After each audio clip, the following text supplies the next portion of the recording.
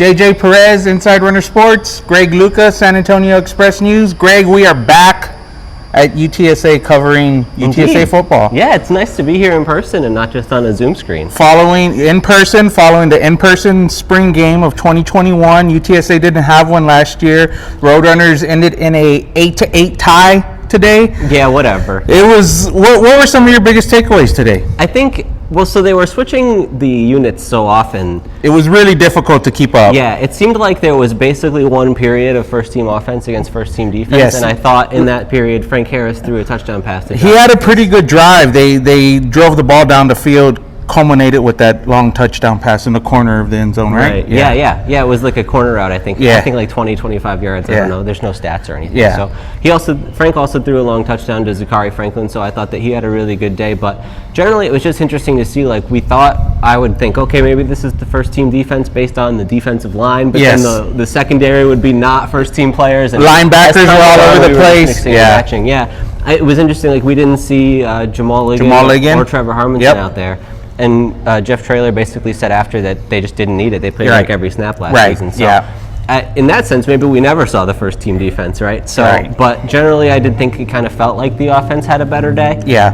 They were able to move the ball and I think. So the other thing that was interesting is that everybody wants to know what the quarterback situation is, right? And so it seemed like it was either Frank Harris or Josh Atkins as the first team option. And starting today, we didn't see Josh Atkins for a while, but basically the way they structured it was there's going to be 4 first team offensive possessions. Yeah. So we'll give Frank the first 2, and then they'll give Josh the second 2. Yeah. And that made sense. It just sort of ended up that Josh was like the 5th quarterback who played. Yeah, it was crazy. Just the order of the reps. I think they ran 12 series over 60 plays or something.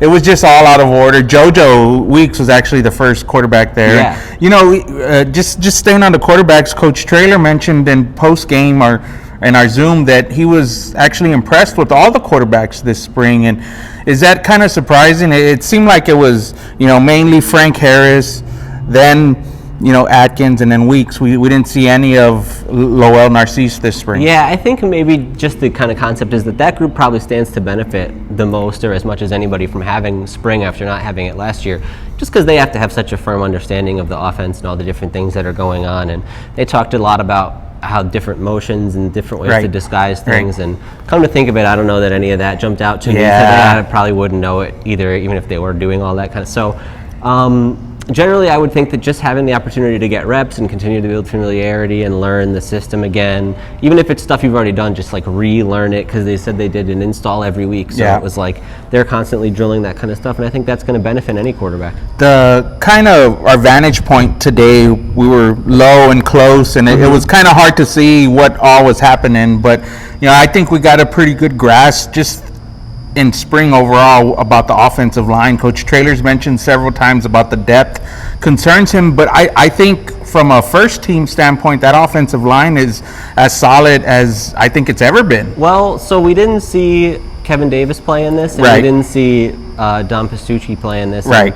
They both could be in the mix when the fall gets here. So not 100% sure that unit is like fully settled, but I do think that they have good options, right? Because like if you look at the 2 tackle positions with Burford on the left and Maka on the right, and then Mekhi Hart on the right, and then Maka's starting at center again. So now you just kind of have to figure out the guard spots, and you have a bunch of different guys you can put there, whether it's Demetrius Allen or Terrell Haynes, or I don't know if Rolf played there at all today, or how they set that up. But there was I think they're in a good shape on the offensive line. I do too. Even if you continue on the end of the offensive line with the tight ends, we saw a lot two tight end package with Watson, Cardenas, Dishman. Yeah, that was to start out. Watson and Cardenas were both on the field. Yeah, so that gives you like a big look if you want to. Yeah. So 11 personnel, and then even Peter Gregg jumped out a little bit. The transition defensive end to tight end with the second team. So yeah, we saw. Dishman caught a pass. I don't think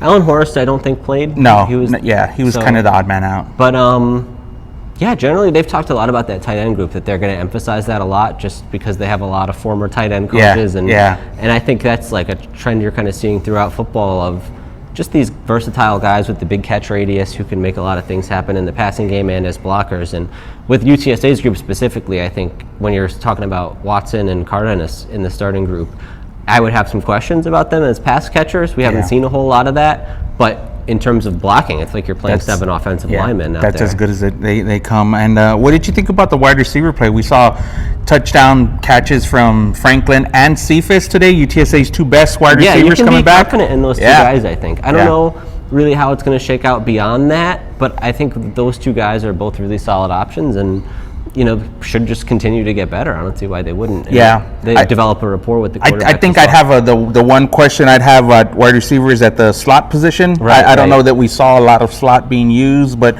kind of different guys going in and out. And maybe if there's just more tight end sets, if they're playing like a 12 thing, then maybe they don't have a lot of those guys out there. Are we going to go 5 minutes without talking about Sincere McCormick? Or well, it didn't seem like he was involved. They shut him down early. I think he was one of the guys Jeff was talking about. Well, we can't afford to get him hurt. Why risk it? I mean, I don't think he needs the work necessarily in the spring games. So. Physically, he looks to be in primetime shape. Yeah, and he's got a whole offseason to keep working at it too. So I think they mentioned that he's kind of, from the start of last season, cut a few pounds as the year went on, and then maybe just continued that process.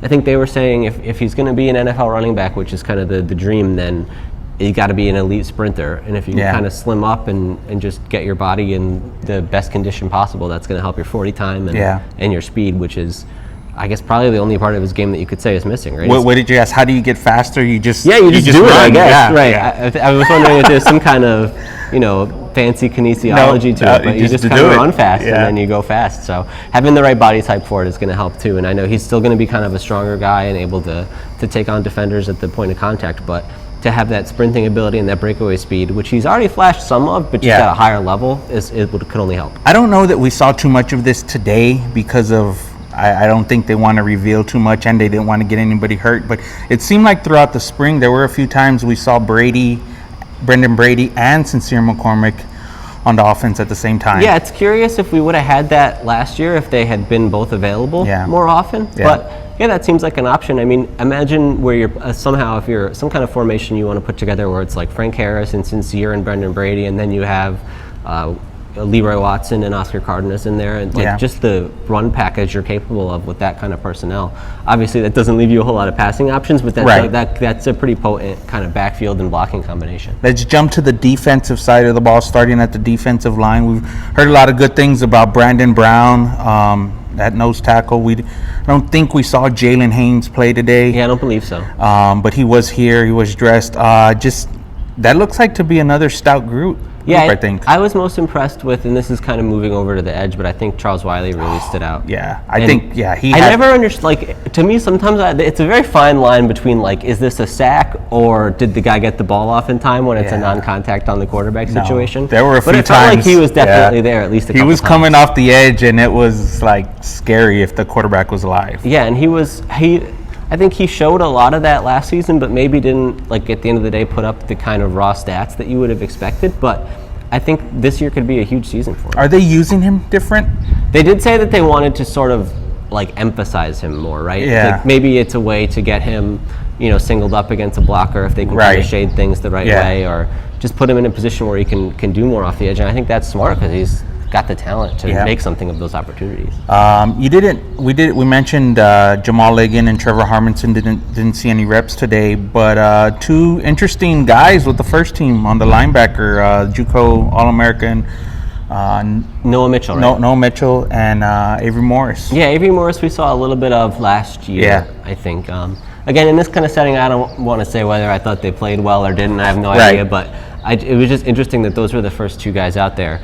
And I think it speaks to the importance that Ligon and Harmonson played last year, if those are the first guys that you're left with now, just because, obviously they aren't used to playing a big role with Mitchell being new and Morris kind of playing a depth reserve role last year. So it's interesting to see how that position develops and if they're able to not have to lean on Ligon and Harmonson in the fall the same way they did this fall. Secondary seems solid. A lot of guys at corner. A lot of guys rotating in and out. I don't know that we saw Rashad Wisdom today, but lots of Kalechi Nwachukwu and Antonio Parks and Chapman and just lots of guys in the mix. And it seems like that's a pretty deep backfield. Do you remember who was starting at corner? It was Tariq, and was it Ken Robinson? Ken Robinson, yeah. Okay. Because then they had a nickel thing, so there was a third guy. I'm gonna forget who it was. Taylor.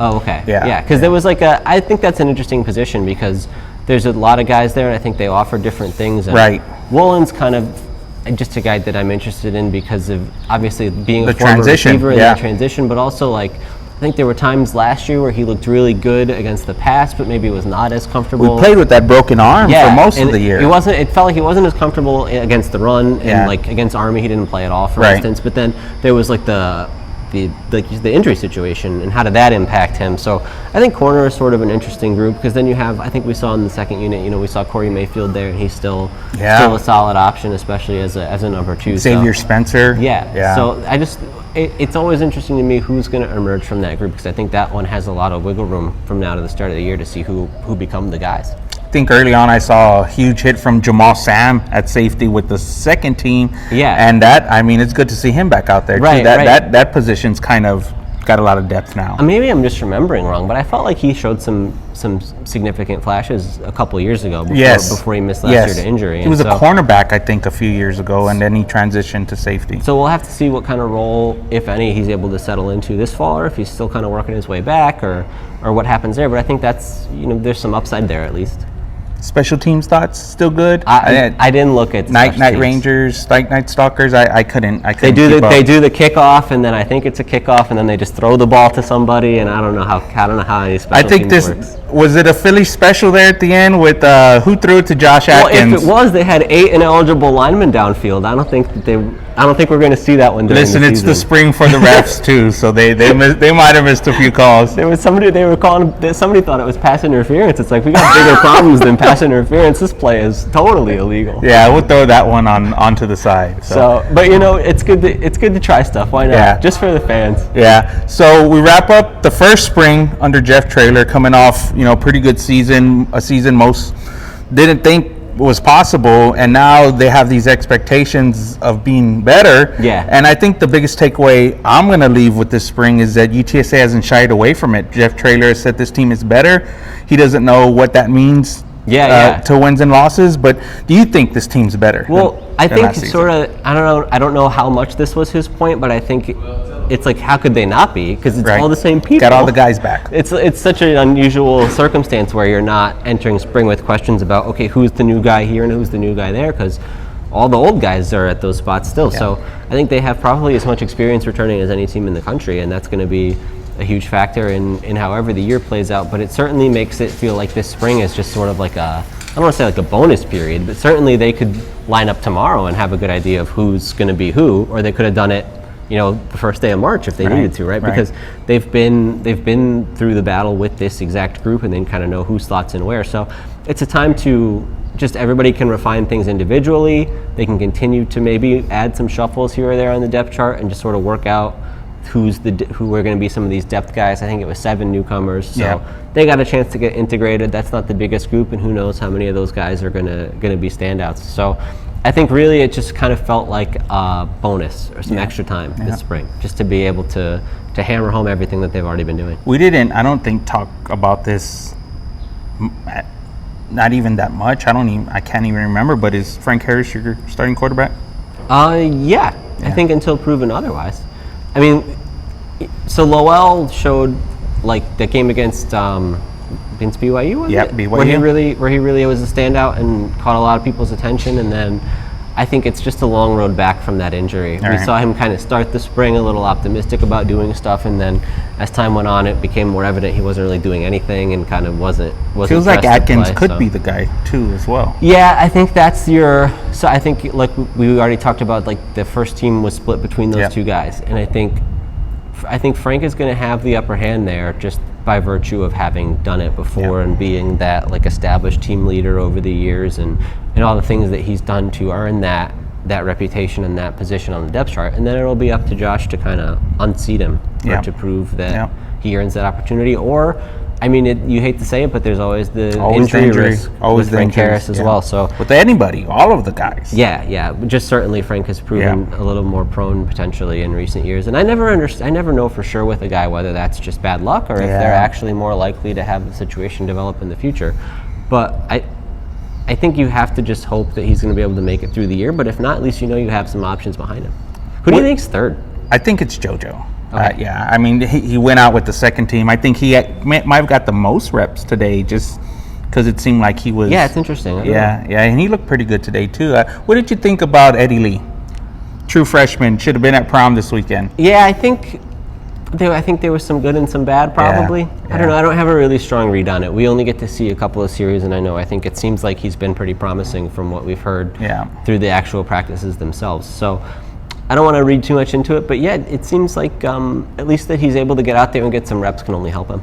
Lots of excitement surrounding UTSA football here as we wrap up the 2021 spring season. Greg, you got anything else? No, I think that's good. I think we covered it. All right, that'll wrap it up. Thanks for everybody watching. Appreciate it. JJ Perez, Inside Runner Sports. Greg Luca, San Antonio Express News. We'll see you guys in the fall.